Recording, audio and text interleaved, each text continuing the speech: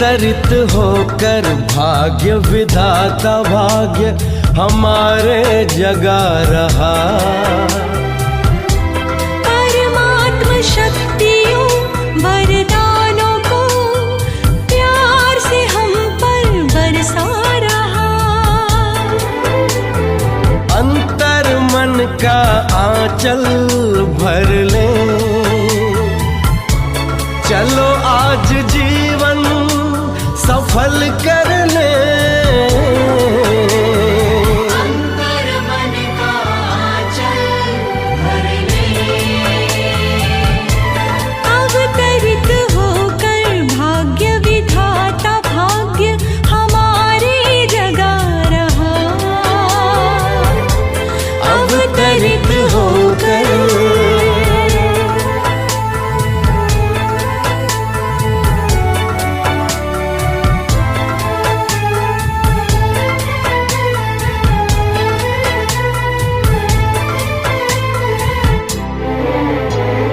धैर्य धरो धरती वालों, ये रात घनेरी जाएगी। शुभ आशाओं की नई किरण स्वर्णिम प्रभात लाएगी। ये परमात्म दिव्य संदेश का अनहद नाद है गूंज रहा।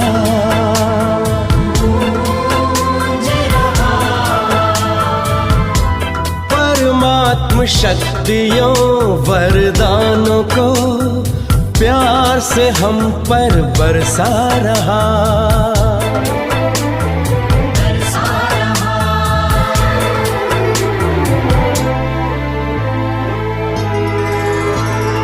परम धाम से शिव निराकार आए, साकार मनुज तन का माध्यम बनाए। दिया दिव्य नाम ब्रह्मा जिनको, कहा आए नव सृष्टि रचाएं। जीवन हुआ कमल हृदय हर पल आनंद विभोर हो रहा। परमात्म शक्तियों वरदानों को प्यार से हम पर बरसा रहा। बरसा रहा।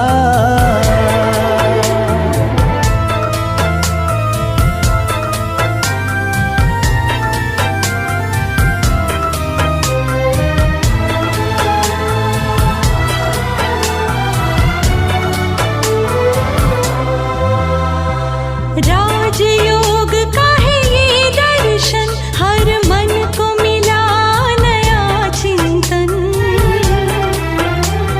सारा विश्व बने प्रभु दर्पण, हो निर्मल योगी जीवन। देकर नव जीवन प्रकाश युग परिवर्तन करा रहा।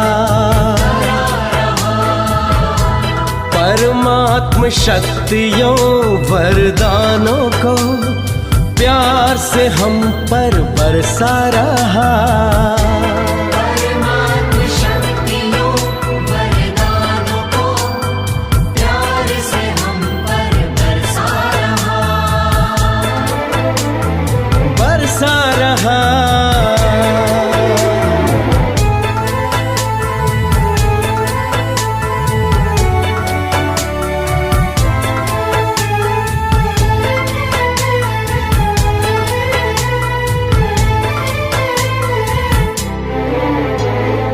एक है हम,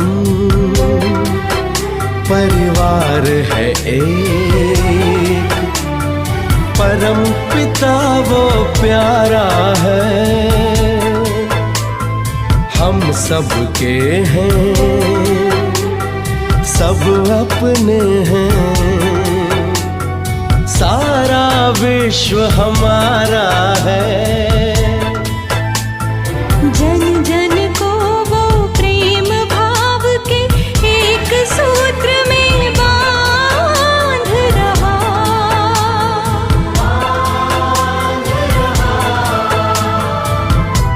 परमात्म शक्तियों वरदानों को प्यार से हम पर बरसा रहा।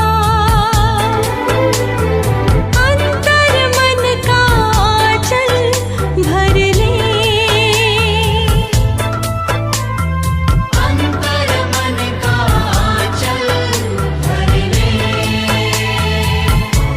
चलो आज जीवन सफल कर ले, अंतर मन का आंचल भर ले। अवतरित होकर भाग्य विधाता भाग्य हमारे जगा रहा। परमात्म शक्तियों वरदानों को प्यार से हम पर बरसा रहा। हाँ बरसा रहा, हाँ बरसा रहा।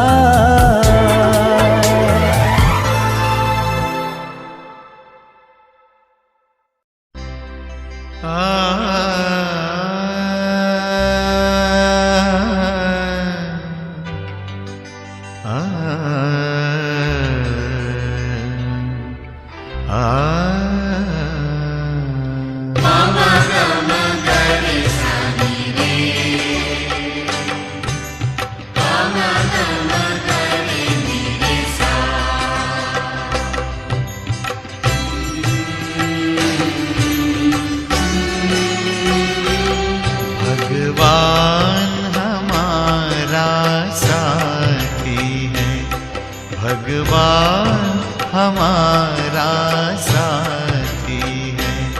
हम उनके संग संग रहते हैं, वो अपने संग संग रहते हैं।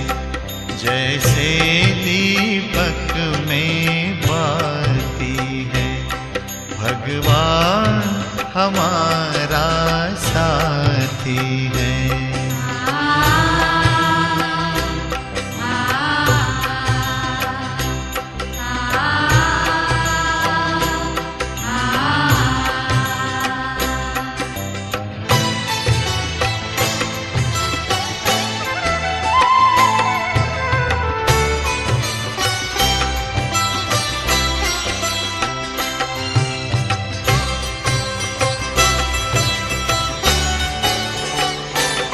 खुलते ही आँख हमें मिलते, हर पल वो साथ मेरे चलते।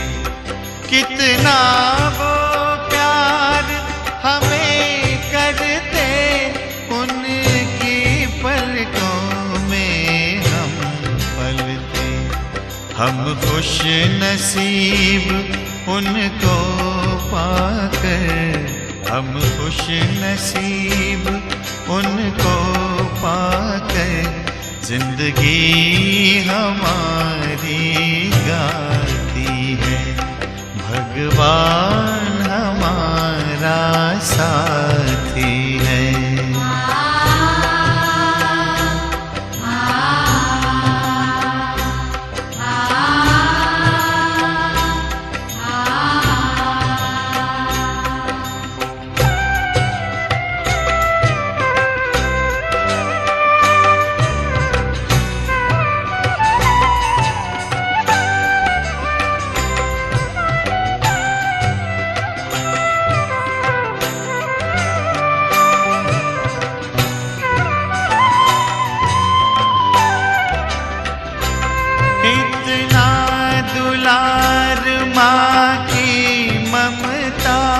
हम प्यार पिता का पाते हैं। शिक्षा देते, रक्षा करते, अपना सर्वस्व लुटाते हैं। प्यारी मुरली प्रतिदिन हमको, प्यारी मुरली प्रतिदिन हमको आती प्रभु प्रेम की पाती है। भगवान हमारा साथी है।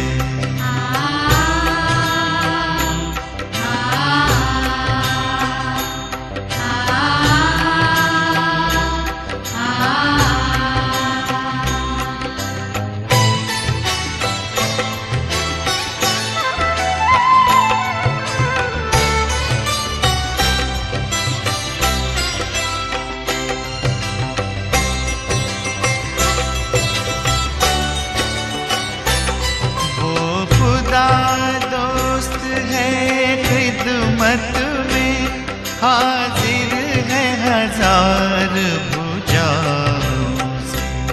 अपनी किस्मत के क्या कहने, सिर पर है हाथ दुआओं के।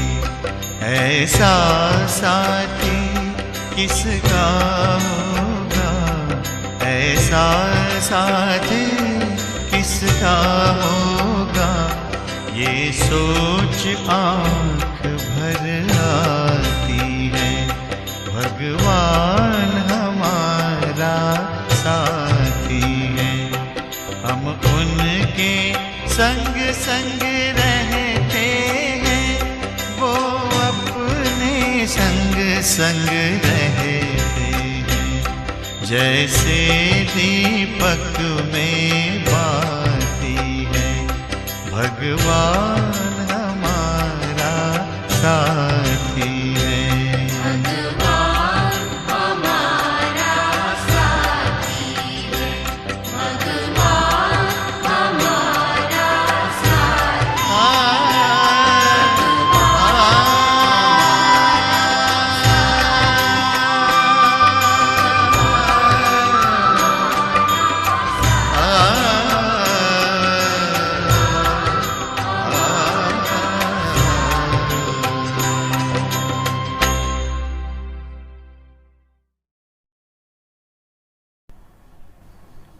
ओम शांति।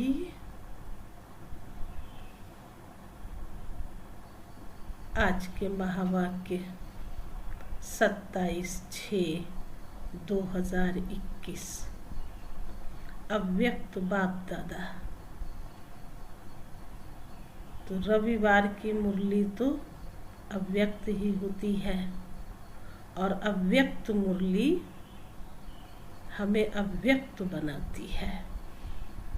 इस व्यक्त देह की दुनिया से परे अव्यक्त लोक तक का अनुभव करा देती है। आज विशेष बाबा ने बच्चों को देखा। तो कौन से बाबा ने देखा? एक तो निराकार बाप ने देखा जो अनादि है, और दूसरा आदि साकार रूप ब्रह्मा बाबा ने देखा। और फिर बाबा ने ये भी कहा कि बच्चों के भी 2 रूप हैं, एक अनादि रूप और दूसरा ब्राह्मण साकार रूप। तो अनादि रूप बच्चों का शालिग्राम के रूप में, तो बाबा ने कहा देखो बच्चों की तो पूजा डबल रूप में होती है, और शिव बाप की पूजा तो एक रूप में निराकार रूप में होती है। तो बाबा ने ऐसे बच्चों की विशेषताओं को देखते हुए जब ये बात कही कि देखो मेरा हर एक बच्चा कितना भाग्यवान है, कितना श्रेष्ठ है, कितना महान है, क्योंकि बाबा एक एक बच्चे को देखते हैं, और एक एक बच्चा कितना अमूल्य है, कितना उसकी वैल्यू है, वो बाप भी जानते हैं, क्योंकि सतयुगी दुनिया में उन आत्माओं का विशेष पार्ट है, चाहे किसी भी तरह का पार्ट हो, कैसा भी पार्ट हो, लेकिन सतयुग से लेकर त्रेता तक उनका पार्ट अवश्य है।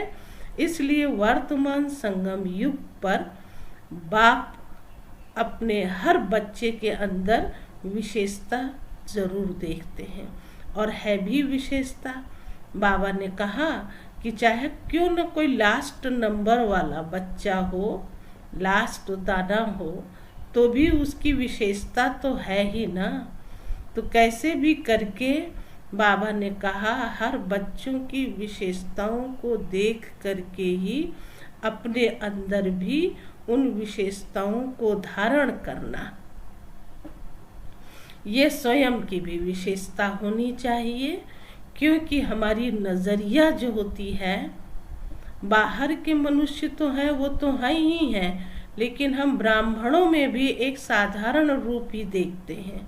लेकिन बाबा ने कहा भले दिखने में साधारण होते हैं, लेकिन वो विशेष आत्माएं हैं, क्योंकि उन आत्माओं ने बाप को पहचाना है, बाप को समझा है, तो वो कहीं न कहीं भगवान के कार्य में सहयोगी हैं। कुछ न कुछ उनके कर्म कर्तव्य के आधार से भगवान का भी कार्य सफल होता है, पूर्ण होता है। इसलिए बाबा ने बच्चों को है ना यही बात दी कि हर बच्चे को एक विशेष रूप से देखना कि इसमें भी बाबा ने कोई न कोई एक विशेषता तो दी है ना। इसलिए बाबा ने कहा पुरुषार्थ तो बच्चे करते हैं संगम युग पर, लेकिन कभी कभी ये भी कोई न कोई कमी रह जाती है कि जो विशेष रूप से ब्राह्मणों को नहीं देख पाते हैं, और फिर कहीं न कहीं देह अभिमान भी बना रहता है।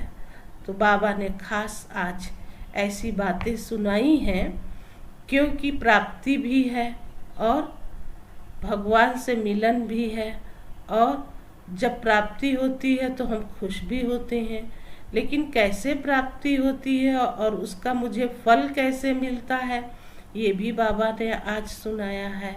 और हमें बड़े सावधानी से, बड़े ही ध्यान से अपनी धारणाओं पर भी ध्यान देना है, और दूसरों पर भी हमें ध्यान दे करके उसके पुरुषार्थ को भी अच्छा और ऊंचा बनाना है। क्योंकि बाबा ने आज भी साथी और साक्षी की बात सुनाई है, और फिर पिछली मुरली में भी बाबा ने ये बात सुनाई थी। वैसे तो कहा था हिम्मत का एक कदम बढ़ाना मना समर्पणता, तो ऐसे बाबा ने आज विशेष हम सबको नंबर 1 में जाने के लिए विशेष जो विधि बताई है वो अलौकिक है। लौकिक से तो इसका कोई कनेक्शन नहीं है। जितना हम अपने जीवन में अलौकिकता लाएंगे, है ना, और पारलौकिक बाप को याद करेंगे, उसके सानिध्य का अनुभव करेंगे, तो फिर हम नंबर 1 में जा सकते हैं। तो अभी बाबा के महावाक्य सुनते हैं। बाबा ने सुनाया संगम युग पर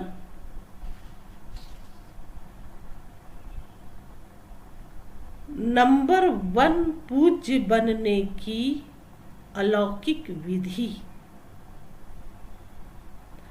आज अनादि बाप और आदि बाप अनादि शालिग्राम बच्चों को और आदि ब्राह्मण बच्चों को डबल रूप में देख रहे हैं। शालिग्राम रूप में भी परम पूज्य हो, और ब्राह्मण सो देवता स्वरूप भी गायन और पूजन योग्य हो। दोनों आदि और अनादि बाप दोनों ही रूप से पूज्य आत्माओं को देख हर्षित हो रहे हैं। तो अनादि बाप ने आदि पिता सहित अर्थात ब्रह्मा बाप और ब्राह्मण बच्चों को अपने से भी ज्यादा डबल रूप में पूज्य बनाया है। ये है अनादि पिता की बात, जो स्वयं भगवान अपने लिए भी कहते कि मैं तो एक ही रूप में पूजा जाता हूँ, लेकिन तुम और ब्रह्मा बाप माना ब्राह्मण और ब्रह्मा बाप दोनों ही डबल रूप में पूजे जाते हो। तो बनाने वाला तो शिव बाबा है, इसलिए शिव बाबा की महिमा बहुत बहुत है। तो अनादि बाप की पूजा सिर्फ एक निराकार रूप में होती है, लेकिन ब्रह्मा सहित ब्राह्मणों की पूजा निराकार साकार दोनों रूप से होती है। तो बाप बच्चों को अपने से भी ज्यादा डबल रूप से महान मानते हैं। अब ये तो भगवान की है ना, क्या कहें, महिमा है, बड़प्पन है, जो भी हम कह लें, तो भगवान जरूर बच्चों की इतनी महिमा करेंगे कि कहा आपकी तो मना बच्चों की तो डबल रूप में पूजा होती है और महान है वो। आप बाप दादा बच्चों की विशेषताओं को देख रहे थे। हर एक बच्चे की विशेषता अपनी अपनी है। कोई बाप की और सर्व ब्राह्मण आत्माओं की विशेषताओं को जान स्वयं में सर्व विशेषताएं धारण कर श्रेष्ठ अर्थात विशेष आत्मा बन गए। और कोई विशेषताओं को जान और देखकर खुश होते हैं, लेकिन अपने में सर्व विशेषताएं धारण करने की हिम्मत नहीं है। और कोई हर आत्मा में या ब्राह्मण परिवार में विशेषता होते हुए भी विशेषता के महत्व से नहीं देखते, एक दो को साधारण रूप से देखते हैं। तो विशेषता देखने व जानने का अभ्यास नहीं है, वह गुण ग्राहक बुद्धि अर्थात गुण ग्रहण करने की बुद्धि न होने के कारण विशेषता अर्थात गुण को जान नहीं सकते। हर एक ब्राह्मण आत्मा में कोई न कोई विशेषता अवश्य भरी हुई है, चाहे 16,000 का लास्ट दाना, लेकिन उसमें भी कोई न कोई विशेषता है। इसलिए ही बाप की नजर उस आत्मा के ऊपर पड़ती है। भगवान की नजर पड़ जाए, क्या खुशनसीबी है उन बच्चों की जिन पर भगवान की नजर पड़ी। वह भगवान अपना बनावे तो जरूर विशेषता समाई हुई है। इसलिए ही वो आत्मा ब्राह्मणों के लिस्ट में आई है, लेकिन सदा हर एक की विशेषता को देखने और जानने में नंबर 1 बन जाते हैं। बाप दादा जानते हैं कि कैसे भी भल ज्ञान की धारणा व सेवा में याद में कमजोर हैं, लेकिन बाप को जानने, बाप के बनने की विशाल बुद्धि, बाप को देखने की दिव्य नजर, ये विशेषता तो है। तो आज कल के नामी ग्रामी विद्वान भी नहीं जान सकते।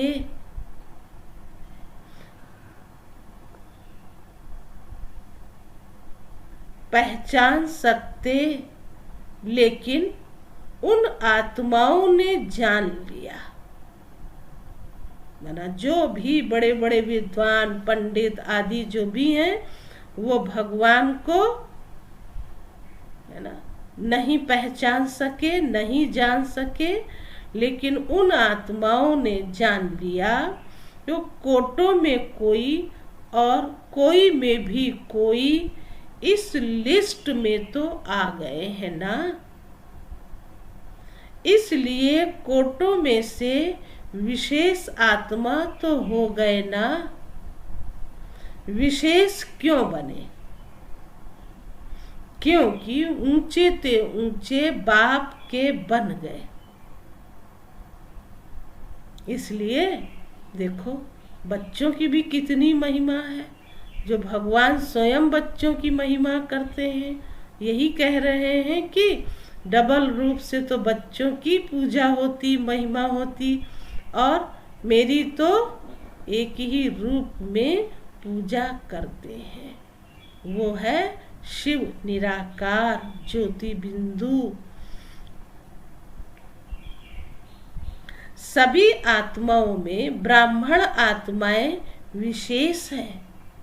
सिर्फ कोई अपनी विशेषता को कार्य में लगाते, सिर्फ कोई अपनी विशेषता को कार्य में लगाते, इसलिए वो विशेषता वृद्धि को प्राप्त होती रहती है और दूसरों को भी वो दिखाई देती है ना। बाबा ने कहा सभी आत्माओं में ब्राह्मण आत्माएं विशेष हैं।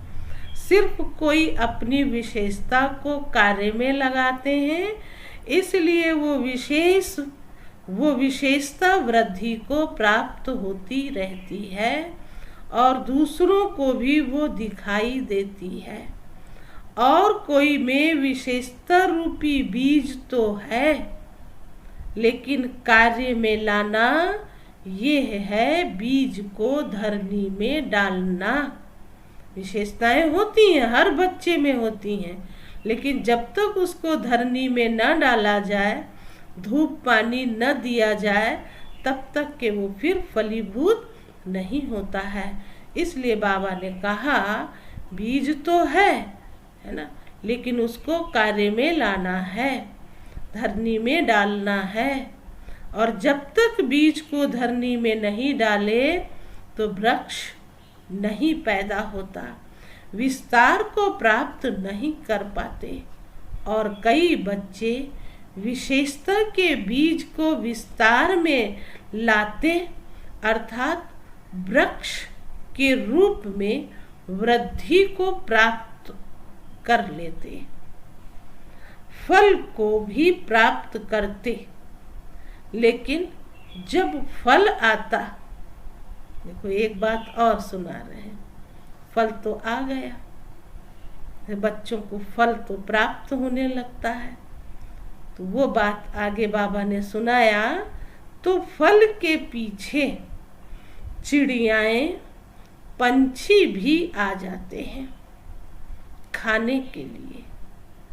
तो जब फल तक पहुंचते हैं तो इस रूप में माया आती है कि मैं विशेष हूँ, मेरी यह विशेषता है। बस आ गई बात, आ गई धीरे से माया। ये पंछी बन के आती है ना, और पंछी को देखो तो वैसे भी अच्छा लगता है, उड़ते उड़ते आता, फल पर बैठता, अपना फल भी है ना जैसे भी चाहे आधा आधा काट के है ना खाता है, कुछ गिराता है। तो बाबा ने ऐसे ही बच्चों के लिए कहा कि फल तक पहुँचते हैं तो इस रूप से में माया आती है कि मैं विशेष हूँ, मेरी यह विशेषता है। यह नहीं समझते कि बाप द्वारा दी हुई यह विशेषता है। विशेषता भरने वाला बाप है। जब ब्राह्मण बने तो विशेषता आई। ब्राह्मण जीवन की देन है, बाप की देन है। ब्राह्मण जीवन की देन है, बाप की देन है। इसलिए फल के बाद अर्थात सेवा में सफलता के बाद ये अटेंशन रखना भी जरूरी है। नहीं तो माया रूपी चिड़िया पंछी फल को झूठा कर देते हैं या नीचे गिरा देते हैं। जैसे खंडित मूर्ति की पूजा नहीं होती है, माना जाता है कि यह मूर्ति है, लेकिन पूजी नहीं जाती है। ऐसे जो ब्राह्मण आत्माएं सेवा का फल अर्थात सेवा में सफलता प्राप्त कर लेते हैं, लेकिन मैंपन की चिड़िया ने फल को खंडित कर दिया। ये तो बात समझ में स्पष्ट आ रही है कि कहाँ आ गया मैंपन। अच्छा अच्छा सब कुछ किया, बढ़िया हुआ सब, फिर बाप द्वारा दी हुई विशेषता को भूल मैं एक विशेष आत्मा हूँ, मैं विशेष हूँ। आत्मा भी क्या याद करेगा वो, है ना, मैं विशेष हूँ और ये मेरी ही विशेषता है। ये तो एक सूक्ष्म देह अभिमान आ जाता है ना, तो जहाँ देह अभिमान आएगा वहाँ क्या होगा, फिर वो खंडित हो जाएगा। इसलिए बाबा ने कहा मैंपन की चिड़िया ने फल को खंडित कर दिया। इसलिए सिर्फ माना जाएगा कि सेवा बहुत अच्छी करते हैं, महारथी हैं। भाई ये गिनती में तो आएगा ही आएगा, क्योंकि अच्छा ही तो दिखाई देता है ना, सर्विसेबल है। इसलिए संगम युग पर भी सर्व ब्राह्मण परिवार के दिल में स्नेह के पात्र व पूज्य नहीं बन सकते।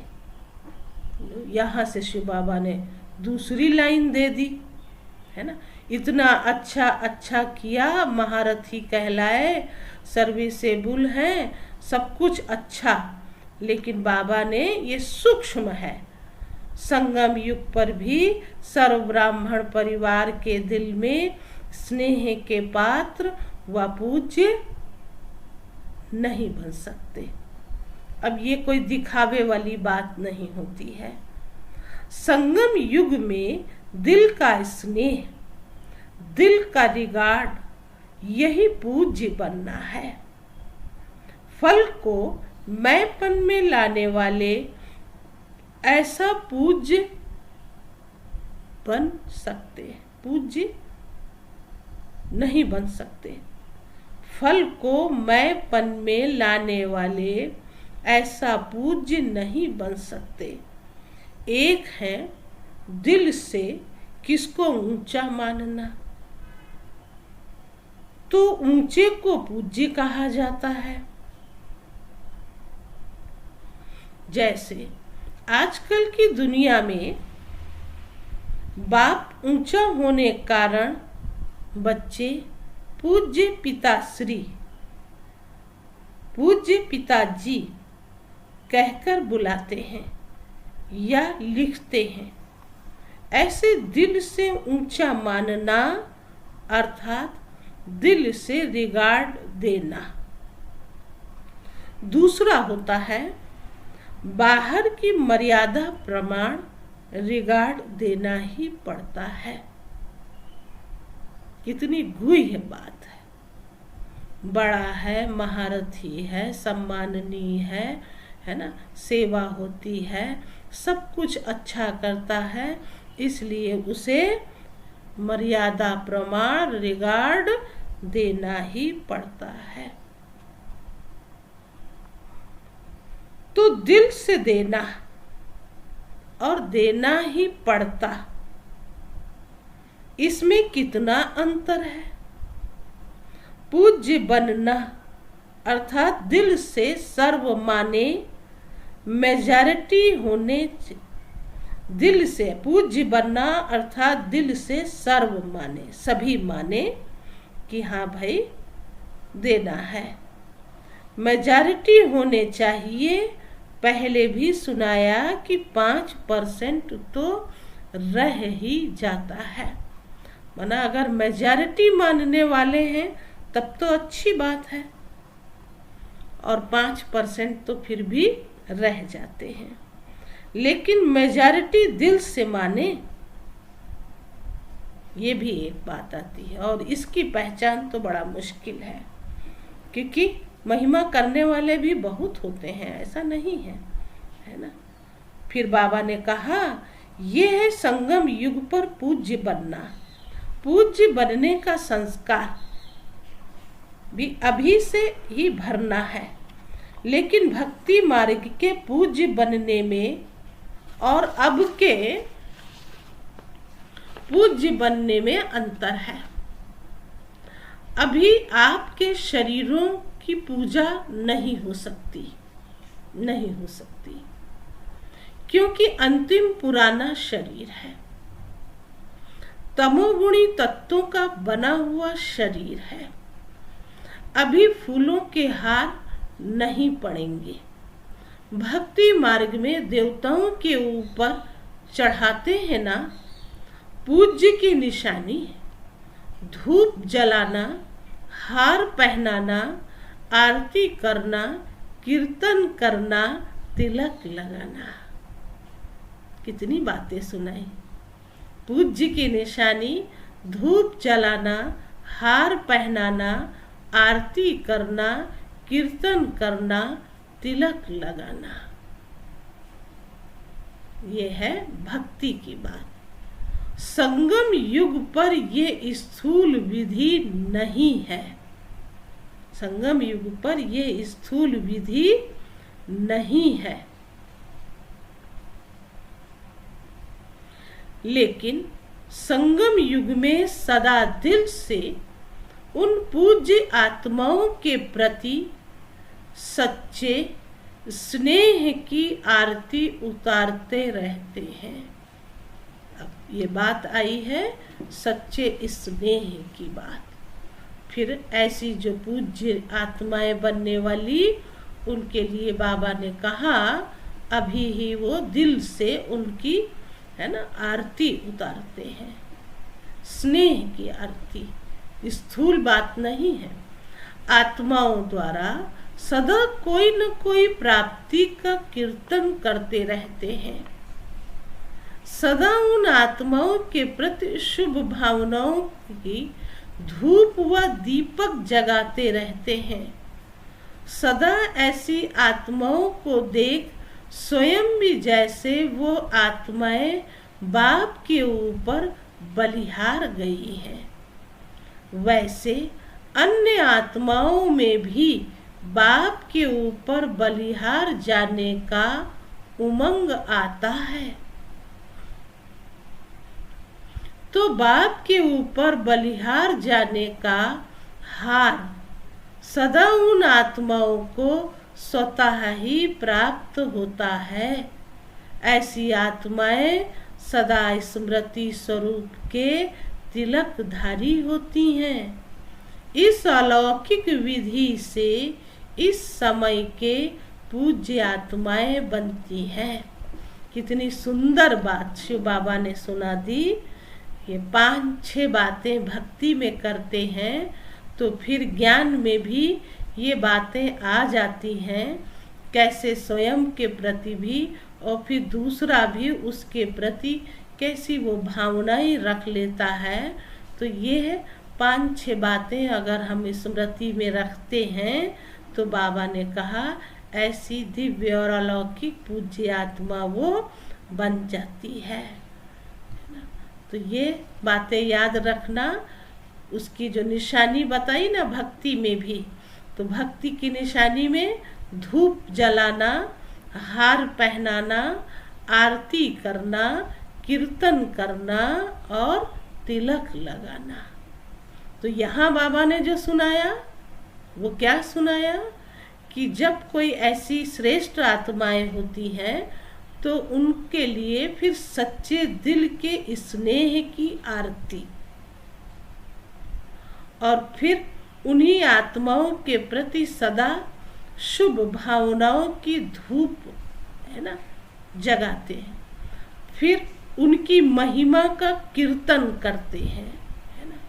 फिर ऐसी आत्माओं को जब देखते हैं तो कई आत्माएं फिर बलिहार जाने के लिए और सोचने लगती हैं कि इन जैसा मुझे भी बनना है। तो ऐसा उमंग उत्साह देख करके तो फिर वो बाप के ऊपर बलिहार जाती हैं। तो वो जो बलिहार जाने वाली आत्माएं होती हैं हार पहनाती हैं, मतलब फिर उन आत्माओं को वो सब कुछ स्वतः ही प्राप्त होता है। इससे फिर इसी स्मृति के आधार से फिर उनके वो आत्माएं तिलकधारी बन जाती हैं।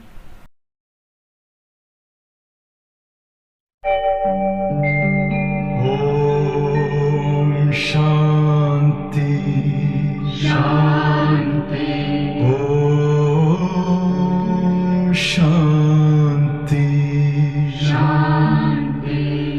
अंतर मन में ज्योति जगा लो, होगा दूर अंधेरा।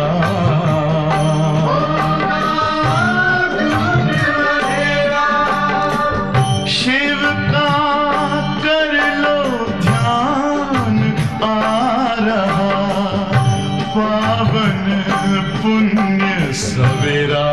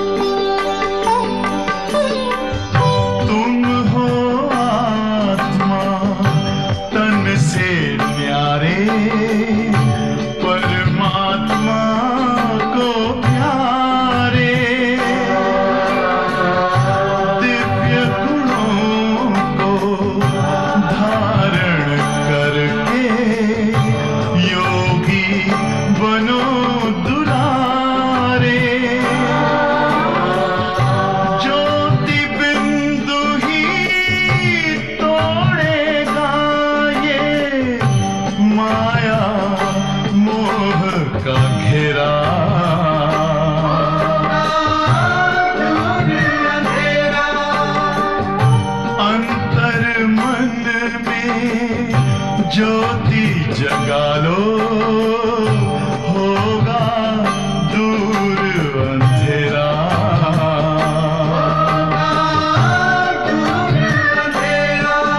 ओम शांति, ओम शांति,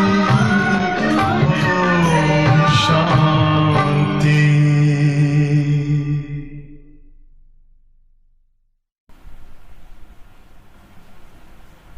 तो भक्ति मार्ग के पूज्य बनने से श्रेष्ठ पूजा अब की है। जैसे भक्ति मार्ग की पूज्य आत्माओं के 2 घड़ी के संपर्क से, अर्थात सिर्फ मूर्ति के सामने जाने से 2 घड़ी के लिए भी शांति, शक्ति, खुशी का अनुभव होता है। शांति, शक्ति और खुशी का अनुभव होता है। ऐसे संगम युगी पूज्य आत्माओं द्वारा अब भी 2 घड़ी, 1 घड़ी भी दृष्टि मिलने से खुशी, शांति व उमंग उत्साह की शक्ति अनुभव होती है। कितनी बढ़िया बात सुना दी शिव बाबा ने। अनुभव तो जरूर होगी, क्योंकि उन्हीं आत्माओं के फिर हम सानिध्य में होते हैं और उनसे फिर हमारे अंदर उमंग उत्साह बढ़ता है, और उस उमंग उत्साह से फिर वो आत्मा के अंदर खुशी भी आती, शांति भी होती और शक्ति का भी उसे एहसास होता है, अनुभव होता है। ऐसी पूज्य आत्माएं अर्थात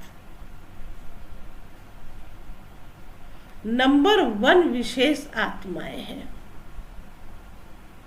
2nd और 3rd तो सुना दिया, उसका विस्तार क्या करेंगे। है तो सब विशेष आत्माओं की लिस्ट में, पहले ही सुना दिया कि चाहे कैसी भी आत्मा हो, लेकिन है तो फिर वो भाई विशेष आत्मा ही। लेकिन नंबर 1 की बात जो सुनाई वो तो ये है ना, 5-6 बातें जो भक्ति में हम सब करते हैं, ऐसे हमें भी ब्राह्मण जीवन में है ना करना है। स्वयं के प्रति भी तो अन्य आत्माओं के प्रति सच्चा स्नेह होने के कारण वो रूहानी होना चाहिए। ये भी ध्यान रखने की ज़रूरत है ना। एक दूसरे के प्रति अगर प्यार और प्रेम है, स्नेह है ना, चाहे हम शुभ भावना रखते हों, शुभकामना रखते हों, या उसके महिमा के गीत गाते हों, कीर्तन करते हों, या स्वयं तिलकधारी बनते हों, लेकिन बने हम हर हालत में रूहानी रूप से। जिस्मानी शब्द कभी भी नहीं आने चाहिए,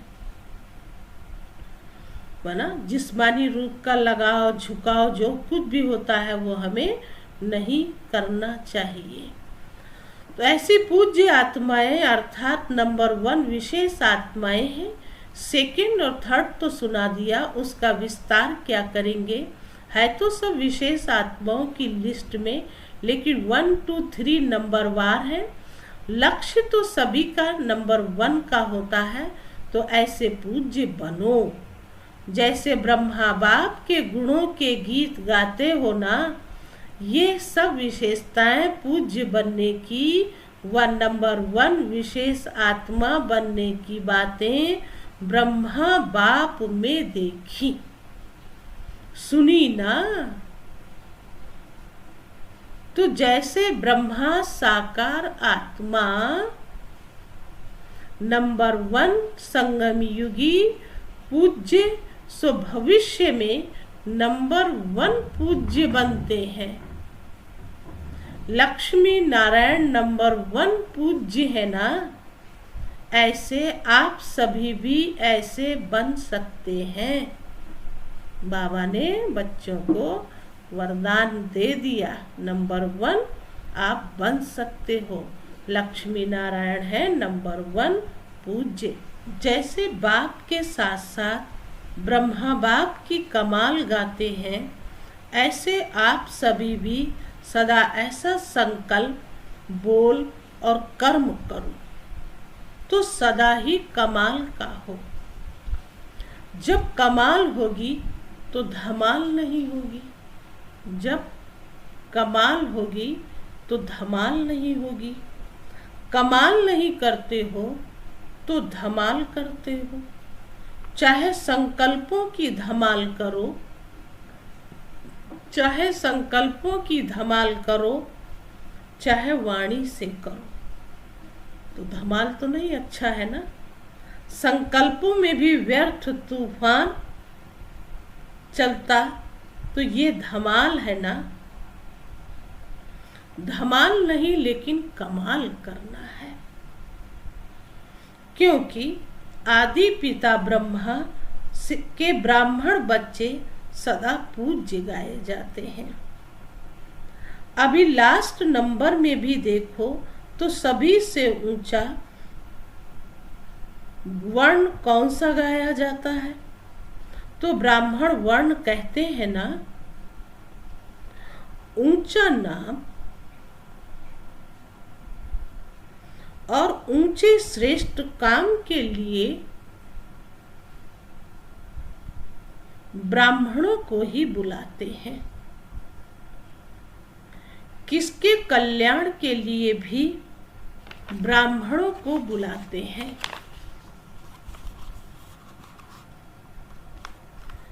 तो लास्ट जन्म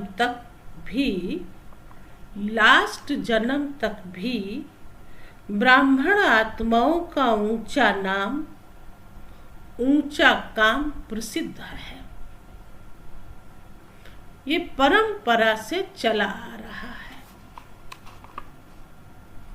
सिर्फ नाम से ही काम चला रहे हैं, सिर्फ नाम से ही काम चला रहे हैं। कौन? ब्राह्मण वर्ण जो दुनिया की आत्माएं हैं, उन ब्राह्मणों के लिए बाबा ने कहा काम आपका है लेकिन नाम वालों का भी काम चल रहा है। नाम आपका है लेकिन नाम वालों का भी काम, बाबा ने कहा आपका है और नाम वालों का भी काम चल रहा है। इससे देखो कि सच्ची ब्राह्मण आत्माओं की कितनी महिमा है और कितने महान है। ब्राह्मण ये जो शब्द है इसको बाबा ने अंडरलाइन कराया। नाम भी अविनाशी हो गया, अविनाशी प्राप्ति वाली जीवन हो गई। ब्राह्मण जीवन की विशेषता है मेहनत कम और प्राप्ति ज्यादा, क्योंकि मोहब्बत के आगे मेहनत नहीं है। तो मोहब्बत हमारी किससे है? एक शिव परमात्मा से, शिव बाबा से। अब लास्ट जन्म में भी ब्राह्मण मेहनत नहीं करते, आराम से खाते रहते हैं। अगर नाम का भी काम करते हैं तो भूखे नहीं रह सकते। तो इस समय के ब्राह्मण जीवन की विशेषताओं की अब तक निशानियां देख रहे हो। इतनी श्रेष्ठ विशेष आत्माएं हो, समझा? तो नाम और काम दोनों की बात बताई। आप तो काम करने वाले ब्राह्मण हो, बाकी वो जो है वो नाम करने वाली है ना ब्राह्मण आत्माएं, जिनका काम अभी तक चल रहा है। इसलिए बाबा ने कहा आराम से वो सब खाते रहते, मेहनत नहीं करते, है ना, भूखे भी नहीं रह सकते, चाहे नाम क्यों हो चाहे काम क्यों हो, लेकिन भूखे नहीं रहते हैं। तो बाबा ने कहा ये ब्राह्मण जीवन की विशेषताएं की निशानियां हैं और आप जो हो विशेष आत्मा हो, समझा? वर्तमान समय पूज्य और भविष्य के पूज्य, वर्तमान समय के पूज्य और भविष्य के पूज्य, इसको भी विशेष आत्माएं नंबर 1 कहते हैं। तो चेक करो, ब्रह्मा बाप की कहानी सुना रहे हैं, अभी और भी रही हुई है। पिछली मुरलियों में भी सब ब्रह्मा बाप की कहानी सुनाई थी, है ना, जहां ये कहा था ना कि हिम्मत का एक कदम समर्पणता, वो थी ब्रह्मा बाप की कहानी। और बाबा ने आज भी कहा कि अभी भी रही हुई है। ये ब्रह्मा बाप की विशेषता सदा सामने रखो और किसी बात में नहीं आओ, लेकिन विशेषताओं को देखो और वर्णन करो। एक ही विशेषता देख लो कि बाबा ने इस आत्मा का चुनाव किया हुआ है। हर एक को विशेषता का महत्व सुनाकर विशेष बनाओ।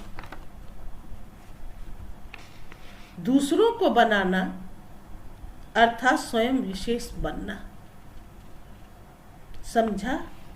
अच्छा, चारों ओर के सर्व नंबर 1 विशेष आत्माओं को, सर्व ब्राह्मण जीवन वाले विशेष आत्माओं को, सदा ब्रह्मा बाप को सामने रख समान बनने वाले बच्चों को अनादि बाप आदि बाप का दोनों रूप से सर्व शालिग्रामों और साकारी ब्राह्मण आत्माओं को स्नेह भरी याद, प्यार और नमस्ते। तो हम रूहानी बच्चों की रूहानी बाप दादा को नमस्ते नमस्ते नमस्ते। बाबा ने आगे पार्टियों से बात किया है, तो 2-3 पॉइंट होते हैं। तो पहली पॉइंट है सदा बाप का हाथ और साथ है। ऐसा भाग्य समझते हो ना, जहां बाप का हाथ और साथ है वहां सदा ही मौजों की जीवन होती है। अरे कहाँ भगवान का हाथ और साथ, बताइए तो वो जीवन कैसी होगी? जरूर होगी कि नहीं, वो मौजों की जीवन होगी, मूंझने वाले नहीं होंगे, मौज में रहेंगे। कोई भी परिस्थिति अपनी तरफ आकर्षित नहीं करेगी, सदा बाप की तरफ आकर्षित करेगी।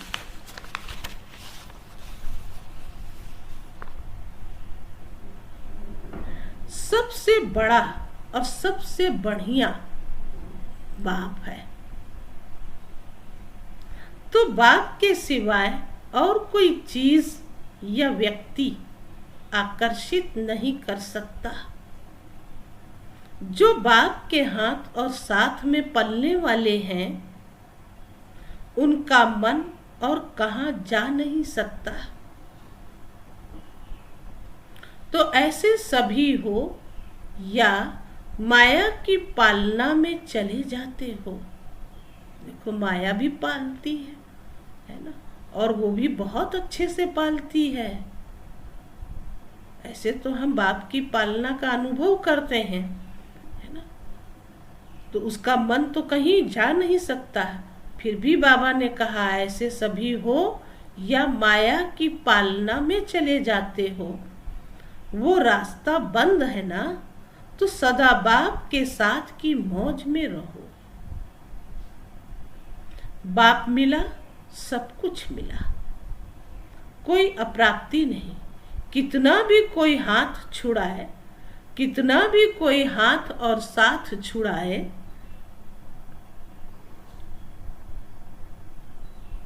लेकिन छोड़ने वाले नहीं है, और छोड़कर जाएंगे भी कहाँ?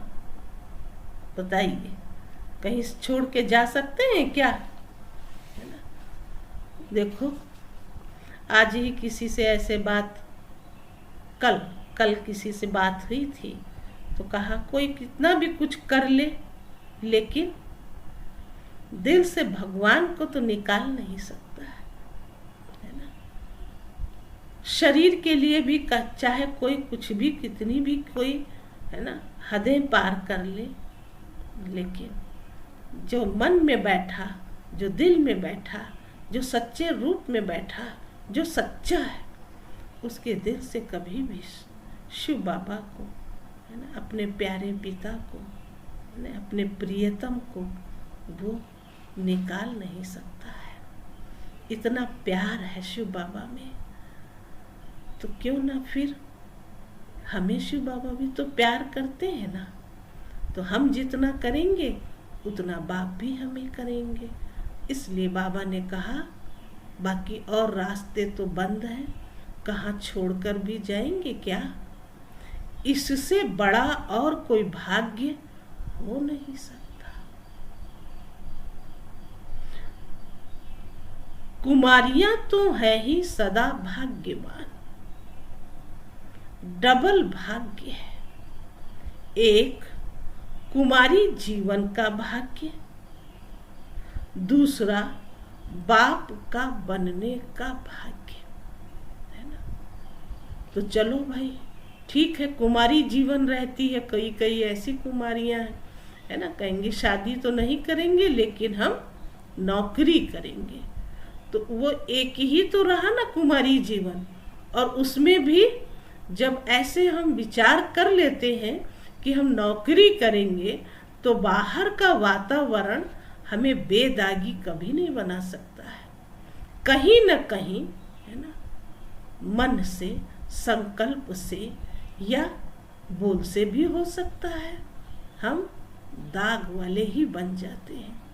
इसलिए शिव बाबा हमें बेदागी हीरा है ना, ये कुमारियों की जीवन होती है। कुमारी जीवन एक हीरे के समान होती है, और हीरा सदैव डिब्बी में रखा जाता है, इसलिए उसकी तुलना किसी से की नहीं जा सकती। इसलिए हम सब इतने भाग्यशाली कन्याएं हैं है ना, जो कि भगवान की दिल रूपी डिब्बी में बैठे हैं। ये हमारा अपना सोच होना चाहिए, हमारे अपने विचार चलने चाहिए कि मैं कितनी न कितनी महान भाग्यशाली है ना, पद्मा पदम भाग्यशाली आत्मा हूँ है ना, जो मुझे कन्या रूप से ही है ना, पहले से ही भगवान मिला है। और कहा भी यही जाता है कि कन्याओं का कन्हैया है ना, तो फिर क्यों न हमारा हृदय, मन, दिल गदगद हो उठे। ऐसे कन्याओं को ये बाबा की महावाक्य सुन करके अंदर कितना प्रफुल्लित होना चाहिए, कितना मगन होना चाहिए, मन मयूर की तरह नाचना चाहिए। अब मालूम नहीं कन्याओं के मन में क्या क्या रहता है, कुछ तो पता भी रहता है किन्हीं किन्हीं कन्याओं का, और किन्हीं किन्हीं कन्याओं का ना भी मालूम रहता है। लेकिन हमारा कहना तो यही होता है, कन्या जिसको बाबा ने पिछली मुरली में 100 ब्राह्मणों से उत्तम कन्या कहा था, तो 100 ब्राह्मण बहुत होते हैं, बहुत होते हैं, और उससे उत्तम हमारा ये जीवन है। तो जब कुमारी जीवन हमारा, जिसमें है ना ये भी कहा कि वो पूजी जाती है, और जब कुमारी जीवन खत्म होती है तो सबके आगे झुकना पड़ता है। याद ना हो तो फिर बता दें, जैसे कि बकरी का नाम बाबा ने लिया था, वो क्या करती है, वो हमेशा नीचे झुका करके ही चलती रहती है, उसका सर कभी भी ऊंचा नहीं होता है। ऐसे ही कुमारी जीवन जब बदलती है तो बाबा ने कहा उसको सबके आगे झुकना पड़ता है।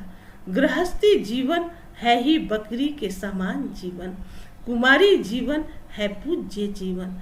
अगर कोई एक बार भी गिरा तो गिरने से हड्डी टूट जाती है। अब ये तो किस्मत की बात होती है ना, ड्रामा में नूंद है तो वही होके रहेगा, अन्यथा कुमारियों को चाहिए दिल का सच्चा प्यार शिव बाबा से। इसी कुमारी जीवन में कई कुमारियां सोचती हैं बाद में कर लेंगे, बाद में गिरने के बाद कर लेंगे तो उतना समय तो हमारा चला जाएगा ना, है ना। तो खुद में अपने आप इस बात का निर्णय लेना चाहिए कि हमें करना क्या है। एक शिव बाबा के सिवाय और कोई नहीं, ऐसी अपनी स्थिति को, है ना, बनाना है, पक्का करते रहना है और कहीं भी हमारा मन बुद्धि भटकना नहीं चाहिए। अगर कोई एक बार भी गिरा तो गिरने से हड्डी टूट जाती है ना। तो कुमारी जीवन तो पूज्य जीवन होती है और गृहस्थी जीवन तो बाबा ने बकरी का नाम ले लिया। फिर कितना भी प्लास्टर करो, ना, जो हड्डी टूट जाती, बाबा ने कहा कितना भी प्लास्टर करो, ठीक करो, लेकिन हड्डी कमजोर हो जाती है। तो समझदार बनो, टेस्ट करके फिर समझदार नहीं बनना।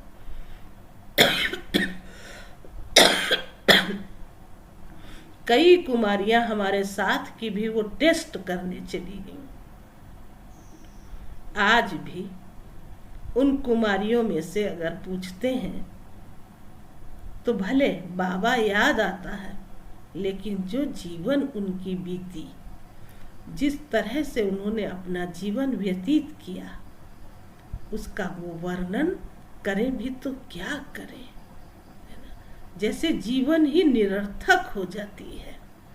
और हम कन्याओं को तो बाबा अपना बना के हमारे जीवन को सार्थक बनाते हैं। कितना अच्छा, कितना मीठा, कितना प्यारा है वो जो हमें, है ना, अपना लिया है, अपना रहे हैं। तो क्यों नहीं हमारे अंदर ऐसी सोच, ऐसी समझ हो जो हम बस एक बाप के सिवाय कोई हमारा नहीं है। समझदार बनने को कहा, टेस्ट नहीं करना, ये बात अच्छी नहीं है। दूसरी पॉइंट है, सदा अपने को कल्प कल्प की विजयी आत्मा अनुभव करते हो। अनेक बार विजयी बनने का पाठ बजाया है और अब भी बजा रहे हैं। विजयी आत्माएं सदा औरों को भी विजयी बनाती हैं। विजयी आत्माएं सदा औरों को भी विजयी बनाती हैं। जो अनेक बार किया है, जो अनेक बार किया जाता है, वो सदा ही सहज होता है, मेहनत नहीं लगती है। अनेक बार की विजयी आत्मा है। इस स्मृति से कोई भी परिस्थिति को पार करना खेल लगता है, खुशी अनुभव होती है। विजयी आत्माओं को विजयी अधिकार अनुभव होती है। अधिकार मेहनत से नहीं मिलता, स्वतः ही मिलता है। तो सदा विजय की खुशी से, अधिकार से आगे बढ़ते औरों को भी बढ़ाते चलो। लौकिक परिवार में रहते लौकिक को अलौकिक में परिवर्तन करो, क्योंकि अलौकिक संबंध सुख देने वाला है। देखो कितना अच्छा मौका है। पिछली बार भी ये बात सुनाई थी कि अभी हमको लौकिक में सभी के साथ संबंध निभाने के लिए कितना अच्छा मौका मिला हुआ है ना। और वो मौका अभी नहीं करेंगे तो कब करेंगे। इसलिए बाबा ने लौकिक को अलौकिक में परिवर्तन करने की बात सुनाई। वही संबंध फिर सुख देने वाले होते हैं। जितने हमारे अपने अलौकिक बन जाए तो समझो कि वो अलौकिक सुख होता है। लौकिक संबंध से अल्पकाल का सुख मिलता है, सदा का नहीं। तो सदा सुखी बन गए, दुखियों की दुनिया से सुख के संसार में आ गए। ऐसा अनुभव करते हो क्या? पहले रावण के बच्चे थे, पहले रावण के बच्चे थे तो दुखदाई थे। अभी सुखदाता के बच्चे जानते हो कौन हो गए? सुख स्वरूप हो गए। अपने दिल से पूछो, एक सेकंड रुको, वो सुख कितना सुंदर, कितना मीठा सुख है, कितना रसीला सुख है, जो हमें आनंद तो क्या, परमानंद की अनुभूति कराता है। और जहाँ ब्राह्मण आत्माओं में आनंद की खुशबू आ जाए, आनंद की अनुभूति हो जाए या होती रहे,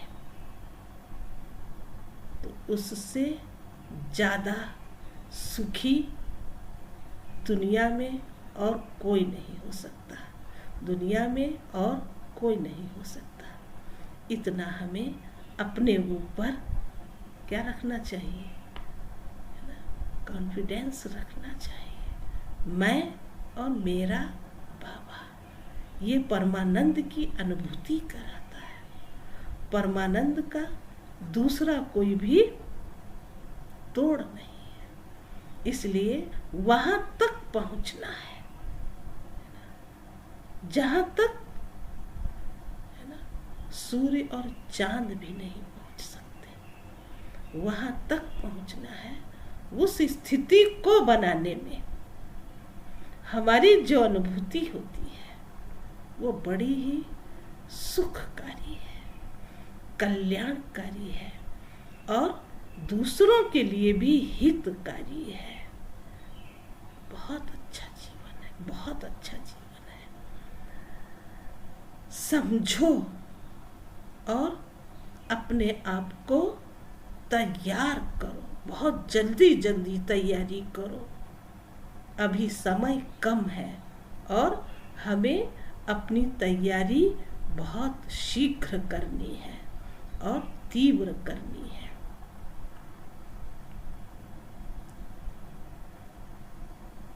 तो लौकिक को अलौकिक में परिवर्तित करो।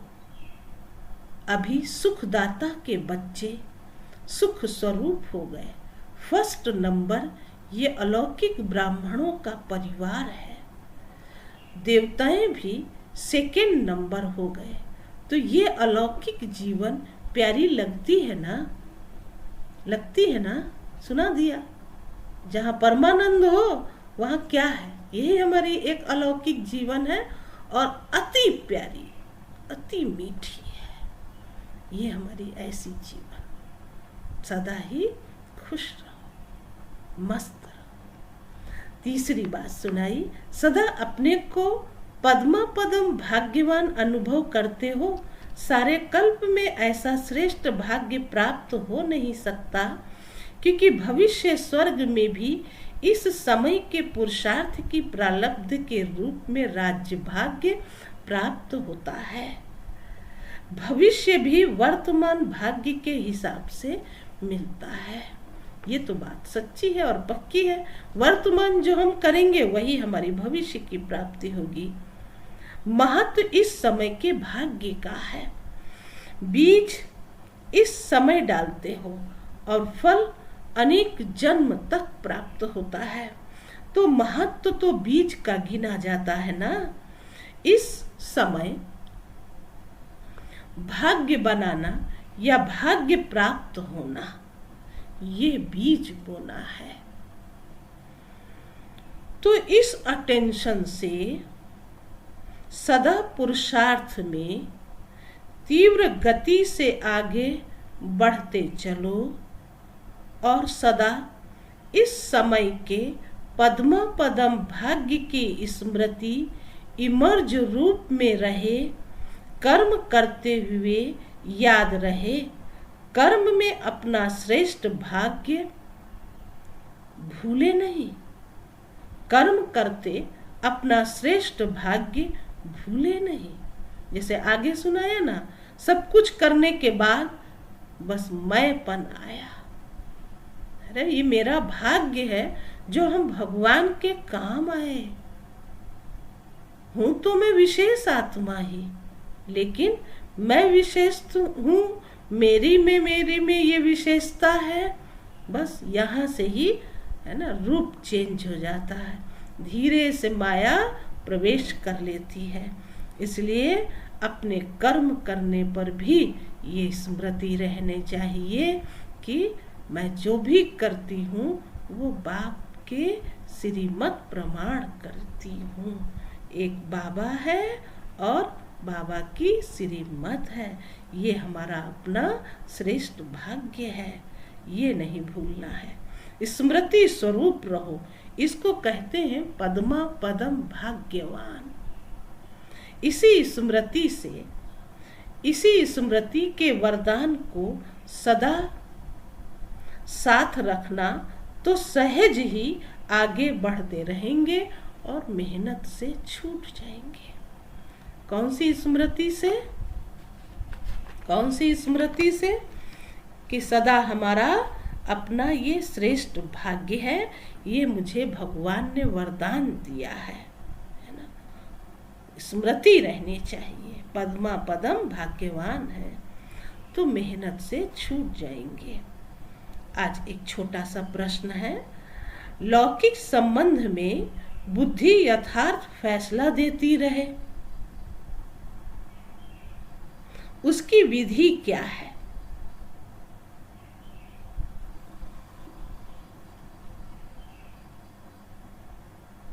देखो, लौकिक को अलौकिक बनाने के लिए शिव बाबा ने कहा, लेकिन उसके साथ साथ प्रश्न भी तो आ गया ना कि देखो बुद्धि यथार्थ फैसला देती रहे। तो बाबा ने सुनाया, ध्यान से सुनिएगा आप सब, कभी भी लौकिक बातों को सोचकर फैसला नहीं करना है। अलौकिक शक्तिशाली स्थिति में रहकर फैसला करो।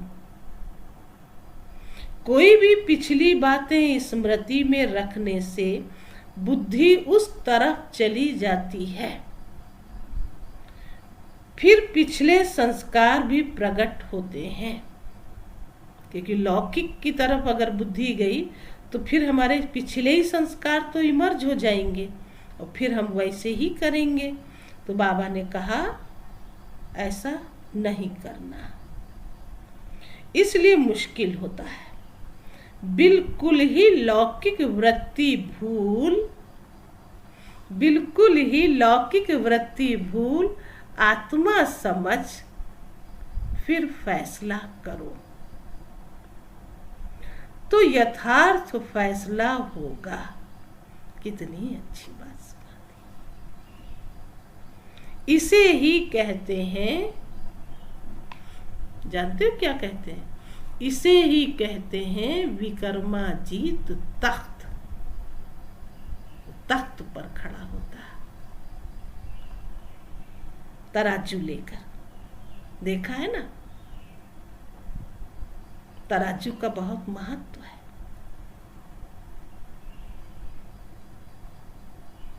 अलौकिक आत्मिक स्थिति ही विक्रमाजीत स्थिति का तख्त है। इस तख्त पर बैठकर फैसला करो तो यथार्थ होगा। वो तख्त तो आप सब जानते हो। आज का वरदान है साथी और साक्षीपन की स्थिति द्वारा, साथी और साक्षीपन की स्थिति द्वारा सब बंधनों से मुक्त होने वाले सर्वशक्ति संपन्न भव। तो सर्व शक्तियों से संपन्न बन अधीनता से परे होने वाले के लिए, अधीनता से परे होने के लिए दो शब्द सदा याद रहें, एक साक्षी और दूसरा साथी। इससे बंधन मुक्त अवस्था जल्दी बन जाएगी।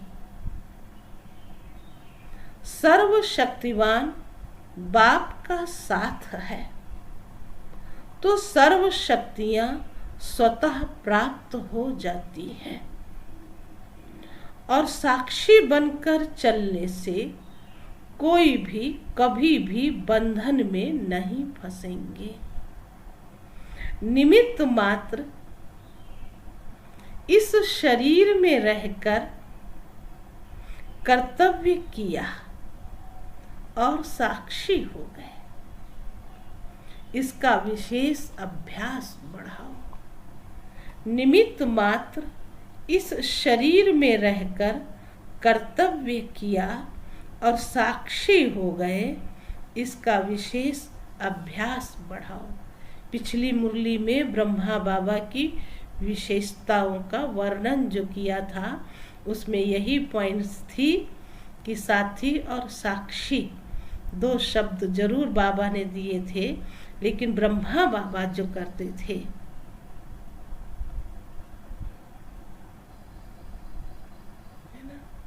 वो हर बच्चे को कैसा बनाते थे? हर बच्चे को मजबूत बनाते थे, है ना, शक्तिशाली बनाते थे। ऐसे नहीं कि साक्षी होकर देखते रहते थे। इसी में आती हैं शिक्षाएं, सावधानियां, है ना, ध्यान रखना, अटेंशन रखना। ये सब बातें इसीलिए आती हैं कि अगर कोई बात दी जा रही है तो हमें अच्छे से उसे जरूर फॉलो करना है, नहीं तो फिर कोई भी होगा, अगर शिक्षा सावधानी देने पर भी दूसरा अगर उस पर ध्यान नहीं दे रहा है तो फिर वो पहला व्यक्ति जो है साक्षी भाव बन जाता है उसका, है ना। तो इसलिए बाबा ने देखो आज भी वो बात सुनाई, साथी भी हो और साक्षी भी हो। तो जैसे बाप दादा का पार्ट है वैसे हम आत्माओं का भी पार्ट होना चाहिए। तो साथी शिव बाबा का साथ है और साक्षी है, तो कोई भी कर्म बंधन में हम फंस नहीं सकते। निमित्त मात्र इस शरीर में रहकर कर्तव्य किया, कर्तव्य तो जरूर करने हैं, और फिर साक्षी हो गए, इसका विशेष अभ्यास बढ़ाओ, है ना। साक्षी का मतलब कर्म कर्तव्य से न्यारा नहीं, कर्म कर्तव्य करते हुए फिर साक्षी हो जाना। स्लोगन है अशुद्ध और शुद्ध दोनों की युद्ध है, अशुद्ध और शुद्ध दोनों की युद्ध है।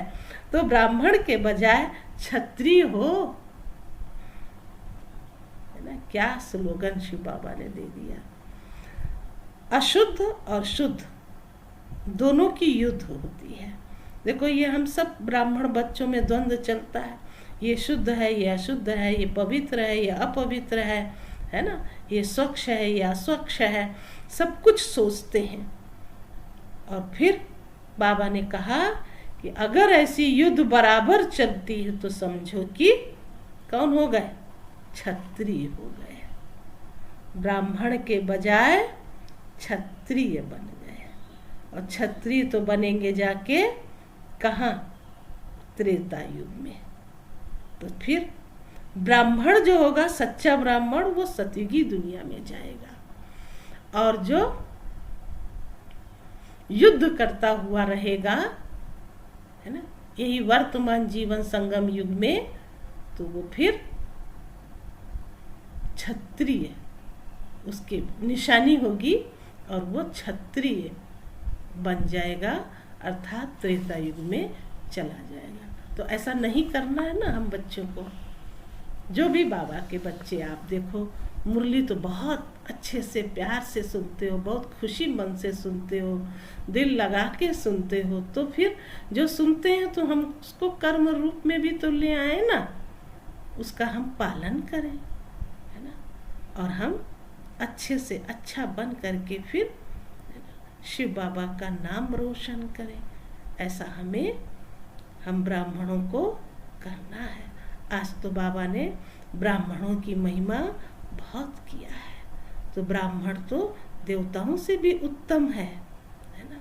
ब्राह्मण देवता कहलाता है। तो देवता तो सतयुग में बनेंगे, लेकिन ब्राह्मण तो अभी ब्रह्मा बाबा के मुखार बिंदु से ये ज्ञान सुन करके, है ना, सुनाने वाला शिव बाबा, और फिर हम सब सच्चे सच्चे ब्राह्मण बनते हैं। तो हमारे अंदर क्या होना चाहिए, क्या होना चाहिए, है ना, जो संगम युग पर शिव बाबा ने हमें क्या दिया है, अभी जो ज्ञान सुनाया है, अभी जो समझ दी है ना, और वो समझ जो दी है उसको हमें सदैव सदैव के लिए पालन करते रहना है। और सदा नंबर 1 जाने के लिए जो हमको अलौकिक विधि बताई है, उस अलौकिक विधि को हम क्या करेंगे, बहुत शीघ्र ही पुरुषार्थ करेंगे। और अलौकिक विधि वो भक्ति से बाबा ने जोड़ा था। उस भक्ति की बात को याद करके फिर उसको अलौकिक रूप दे करके अपनी उन सारी बातों को, है ना, दिव्य और अलौकिक समझ फिर कार्य में आना है। और उसी अनुसार फिर हमारा अपना भविष्य भी बन जाएगा। यूं कहें कि अभी ही हमारे भविष्य का निर्माण हो रहा है, वर्तमान से भविष्य बनेगा, है ना। एक बात बीज की सुनाई, तो बीज भी तो हमारा कौन सा बहुत अच्छा और श्रेष्ठ हो, जिससे हमारा फल भी अच्छा हो। कच्चा फल न खाएं, चिड़ियाएँ फल न खा जाएं। इसलिए अभी हम वो न स्वीकार करके नई सतयुगी दुनिया में हम सब जाने के लायक बन रहे हैं। अच्छा, ओम शांति, ओम शांति।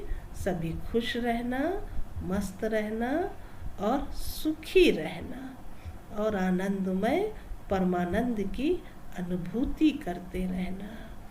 ओम शांति।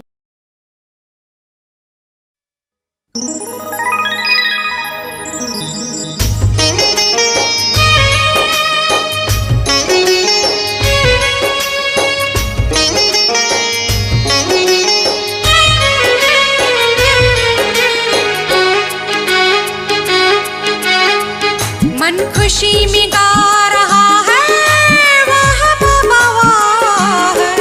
गोद में मिली है हमको आपकी पनाह, गोद में मिली है हमको आपकी पनाह। मन खुशी में गा रहा है, वाह बाबा वाह। गोद में मिली है हमको आपकी पनाह, गोद में मिली है हमको आपकी पनाह। वाह बाबा, वाह बाबा, वाह बाबा।